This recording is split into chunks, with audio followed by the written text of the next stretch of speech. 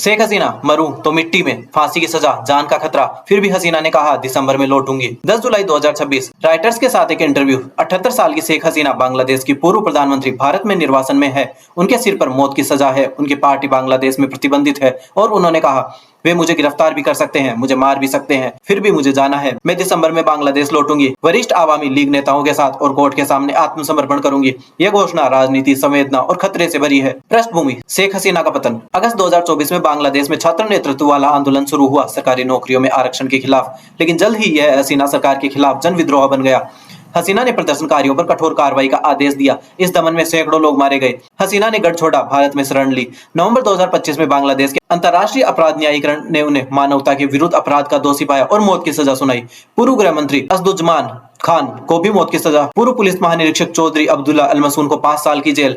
हसीना की घोषणा क्यों और क्या मतलब? हसीना के इस ऐलान पर खुद अवामी लीग के भीतर संशय है। पार्टी के कई नेता मानते हैं यह शायद वास्तविक योजना नहीं बल्कि एक राजनीतिक संकेत है। क्यों लौटना चाहती है? हसीना के अनुसार पार्टी के नेता कार्यकर्ता भयंकर दमन का शिकार है, छुपे हैं। मैंने कहा इस बार मैं लौट रही हूँ। एक दिन सब एक साथ कोर्ट में आत्मसमर्पण करें। अगर मुझे मौत आनी है, मैं चाहती हूँ कि वो मेरे अपनी मिट्टी पर आए, जहाँ मेरे माता पिता का खून बहा। उन्होंने अदालत को प्रहसन बताया और कहा एक बार सुनवाई शुरू होगी, दुनिया देखेगी कि यह कार्रवाई कितनी बुनियादी है। बांग्लादेश सरकार का जवाब। बांग्लादेश के गृह मंत्री सलाउद्दीन अहमद ने 4 जुलाई 2024 के आंदोलन की दूसरी बरसी पर कहा इस तरह के नरसंहार के बाद हसीना को अभी भी कोई पछतावा नहीं, वो जनहत्यारी है। बांग्लादेश की नई सरकार ने स्पष्ट किया हसीना के लौटने पर उन्हें तुरंत गिरफ्तार किया जाएगा। भारत की उलझन, राजनयिक दुश्वारी।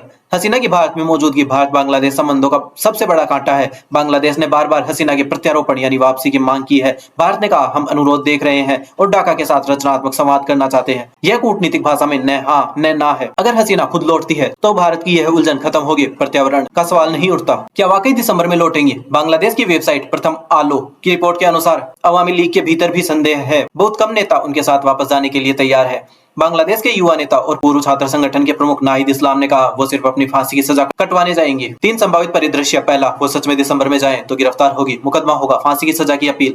दूसरा, यह सिर्फ राजनीतिक बयानबाजी है, अवामी लीग को जिंदा रखने के लिए, अपने समर्थकों में उम्मीद जगाने के लिए। तीसरा, भारत और बांग्लादेश के बीच कूटनीतिक डील, जहां हसीना को सुरक्षित वापसी की कोई गारंटी मिले, लेकिन अभी इसकी संभावना कम दिखाई देती है। मुझे मारे फिर भी जाऊंगी, यह 78 साल की महिला की बात है जिसने 20 साल अपने देश पर राज किया और अब निर्वासन में है। इसमें साहस है, अहंकार भी है, राजनीति भी है, लेकिन एक सवाल बचता है, क्या उनकी वापसी बांग्लादेश को स्थिरता देगी या एक नए संघर्ष की शुरुआत होगी? जवाब दिसंबर में मिलेगा, अगर वो सच में आई।